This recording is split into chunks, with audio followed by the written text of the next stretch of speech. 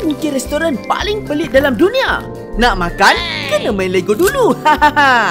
Dekat Mini Chef, restoran dalam Lego House di Billund, Denmark, korang tak boleh order macam biasa-biasa. Ini kerana setiap menu dekat sini diwakili dengan susunan Lego khas. Kalau korang nak makan ayam, ikan ataupun ketupat, kalau dorang adalah. Semua ada binaan kombinasi Lego dia yang tersendiri. Korang kena pilih satu protein dan 3 lauk. Lepas tu, bina model Lego yang mewakili bentuk makanan tu. Dah siap? Korang kena letak dalam tray. Masukkan dekat mesin atas meja. Dan ini yang paling gempak. Mesin tu boleh baca Lego korang dengan tepat, walaupun susunan tu macam mana sekalipun. Canggih betul.